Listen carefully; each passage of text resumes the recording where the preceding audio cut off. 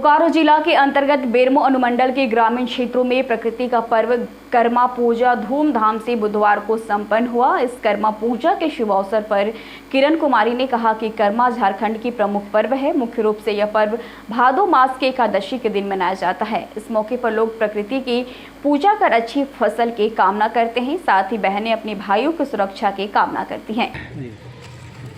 कर्मा झारखंड का एक प्रमुख पर्व है। मुख्य रूप से यह पर्व भादो मास के एकादशी को मनाया जाता है।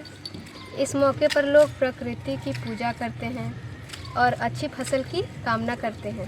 साथ ही बहनें अपने भाइयों की लंबी उम्र और सुख शांति की प्रार्थना करती है, उनकी सुरक्षा की कामना करती है। कर्मा पर्व में झारखंड के लोग ढोल और मांदर की थाप पर झूमते हैं। कर्मा को आदिवासी संस्कृति का एक रूप भी माना जाता है, एक प्रतीक माना जाता है। कर्मा की जो मनौती मांगते हैं वो दिन भर उपवास करते हैं और अपने सगे संबंधियों को, पड़ोसियों को निमंत्रण देते हैं। शाम को कर्मा वृक्ष की पूजा किया जाता है। फिर कुल्हाड़ी से एक ही बार में डाल को काटकर उसे ज़मीन पर नहीं गिरने दिया जाता। फिर उसको ला के गाँव के अखड़ा में गाड़ दिया जाता है। इसके बाद रात में पूजा किया जाता है और स्त्री पुरुष बच्चे रात भर झूमते हैं और सुबह को किसी गांव के किसी नदी या तालाब में उस डाल का विसर्जन कर दिया जाता है। धन्यवाद। जोहार।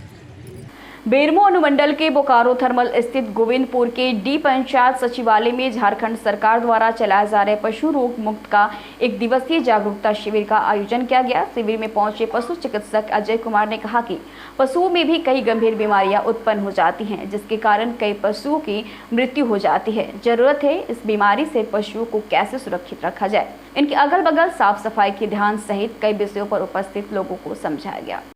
आज विशेष पशु स्वास्थ्य शिविर के अंतर्गत गोविंदपुर डी पंचायत में जितने पशुपालक हैं उन्हें पशुओं के स्वास्थ्य के प्रति जागरूक किया गया और साथ ही यहाँ पर दवाओं का वितरण किया गया, जिसमें कृमि की दवाएं और कैल्शियम इत्यादि की दवाएं दी गई। झारखंड सरकार पशुपालन विभाग के तहत ग्रामीण पशुपालकों को विशेष स्वास्थ्य शिविर लगा के पशुओं में कृमिनाशक दवा, कैल्शियम, भूख बढ़ाने की दवा, विटामिन का पाउडर, ये वर्षा ऋतु में बीमारियों का प्रकोप बढ़ जाता है, तो इसी को ध्यान में रखते हुए विशेष पशु चिकित्सा शिविर लगाया गया है। और सरकार का उद्देश्य है ग्रामीण पशुपालकों की आय को दुगनी करने। इस कार्यक्रम में हम लोगों का मेन फोकस बिंदु यही है। गोंडा जनपद उमरी बेगमगंज थाना क्षेत्र के डिक्सिर ग्राम के प्रधान राम भान सिंह के चचेरे भाई 45 वर्षीय कृष्ण भान सिंह पुत्र अजय सिंह और चचेरा भाई 35 वर्षीय ब्रिजेश सिंह पुत्र मुकुंद सिंह दोनों घर के बाहर चारपाई पर सो रहे थे। बीती रात्रि करीब 1 बजे के आसपास दोनों भाइयों पर अज्ञात व्यक्तियों ने धारदार हथियार से हमला कर दिया, जिसमें ब्रिजेश सिंह की मौके पर ही मौत हो गई। कृष्ण भान सिंह की चिल्लाने की आवाज सुनकर उनकी मां शैल कुमारी बाहर निकल आई। घटना को देखकर दंग रह गई। शोर मचाने पर गांव के तमाम लोगों की भीड़ इकट्ठा हो गई। घटना की सूचना पुलिस को दी गई। मौके पर सीओ पहुंच गए। घायल अवस्था में कृष्ण भान सिंह को जिला अस्पताल में लाकर भर्ती कराया गया। आपका क्या नाम है, किस थाने से है और क्या घटना घटी है? राम भान सिंह मेरा नाम है। मैं ग्राम प्रधान भी हूँ डिस्ट्रिक्ट का और थाना उमरी बेगमगंज है, जनपद गोंडा का रहने वाला हूँ। हमारे दोनों भाई बाहर लेटे हुए थे। रात में अज्ञात लोग 4 व्हीलर से पहुंचे और धारदार हथियार से उन पर वार किए। जब दूसरा भाई जग गया तो उसको ऑन स्पॉट लमसम वही मार दिया था, लेकिन हम लोग समझ नहीं पाए, लेके चले हॉस्पिटल गोंडा, यहाँ मृतक घोषित किया गया और दूसरा भाई का उपचार हो रहा है। ब्रजेश कुमार सिंह जो एक्सपायर हुआ है। रंजित नहीं, गांव का थोड़ा हल्का फुल्का विवाद था, बाकी ऐसी रंजित हमारी किसी से नहीं थी कि इस तरह घटने को अंजाम दिया जाए। अभी तहरीर नहीं दी गई। सीओ साहब आए थे, मौके पर चले गए जांच करके, कहीं पहले मृतक का काम देखो, उसके बाद वाला काम होगा। क्या देंगे नामजद क्या? अभी तो अभी बाद में बता पाएंगे कि हम क्या देते हैं। अभी तुम दिमाग दौड़ा रहे हैं कहाँ जा रहा है। गोंडा जनपद जिलाधिकारी डॉक्टर उज्जवल कुमार ने मंगलवार को तहसील तरबगंज के अंतर्गत ग्राम एलिपरसौली बाढ़ क्षेत्र का निरीक्षण किया। निरीक्षण के दौरान बाढ़ से प्रभावित एलिपसरौली के मंजरा बाबूपुरवा में जाकर वहां के ग्रामीणों से मुलाकात की तथा बाढ़ से होने वाली समस्याओं के बारे में जानकारी ली। इसके साथ ही बाढ़ से प्रभावित लोगों को हर संभव पूरी मदद के लिए उप जिलाधिकारी तरबगंज को सख्त निर्देश देते हुए कहा कि बाढ़ से प्रभावित लोगों का सर्वे करवाकर नियमानुसार सभी को सारी सुविधाएं मुहैया कराना सुनिश्चित करें। तरबगंज क्षेत्र के अहली परसौली बाढ़ क्षेत्र में आपने निरीक्षण किया है। यहाँ पे कुछ गांव में पानी भर गया सर, तो क्या व्यवस्था है इन लोगों की, क्या किया गया है? अहली परसौली गांव के बाबूरामपुरवा मरझे में घाघरा नदी या सरयू नदी के जलस्तर के बढ़ने से कई घर में पानी घुस गया था। कई घर ऐसे हैं जो कच्चे बने हुए हैं, वो कई धाराओं में बह भी गए हैं। उनको सबसे पहले प्रशासन के द्वारा शिफ्ट करा दिया गया था। कोई भी जान माल का नुकसान नहीं हुआ है।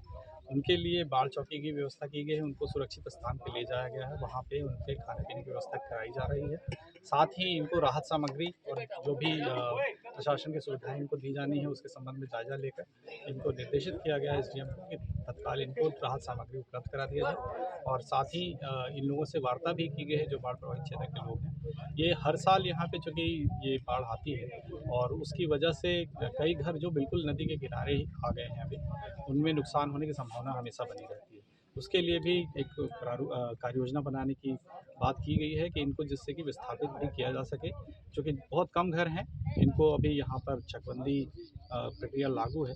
इनके लिए कहीं जगह सुरक्षित कराकर इनको आवास देने की व्यवस्था भविष्य में की जाएगी। गोंडा जनपद युवा कल्याण विभाग के द्वारा आयोजित कार्यक्रम खेल कूद प्रतियोगिता में प्रतिभागी खिलाड़ियों को प्रमाण पत्र व पुरस्कार वितरण में जिलाधिकारी डॉक्टर उज्जवल कुमार ने नेहरू स्टेडियम में पहुंचकर खेल कूद प्रतियोगिता के विजयी प्रतिभागियों को प्रमाण व पुरस्कार वितरित किया तथा सभी खिलाड़ियों को अपनी संबोधन में उत्साहवर्धन करते हुए और आगे तक खेलने के लिए उत्साहित किया। इसके साथ ही बच्चों के साथ जिलाधिकारी ने फुटबॉल खेलकर बच्चों का उत्साहवर्धन करते हुए सभी को और आगे तक खेलने के लिए प्रेरित किया। और जोनल लेवल पे जाके सेकंड भी आए हैं कई लोग, लेकिन आप लोगों को से मैं चाहता हूं कि आप लोग फर्स्ट आएंगे। रेडी? तो मेहनत कितनी करनी पड़ेगी आपको? बहुत ज्यादा। लेकिन लेवल पे आने के लिए कोई भी चीज में, वो पढ़ाई लिखाई हो, स्पोर्ट्स में और ज्यादा कंपटीशन होता है। पढ़ाई लिखाई में तो आपके और कई क्षेत्र हो जाते हैं, ठीक है। अब वॉलीबॉल में एक टीम में कितने खिलाड़ी होते हैं? एक टीम में सिर्फ 6, एक्स्ट्रा कितने हुए? 7 होते हैं, 6 होते हैं भाई।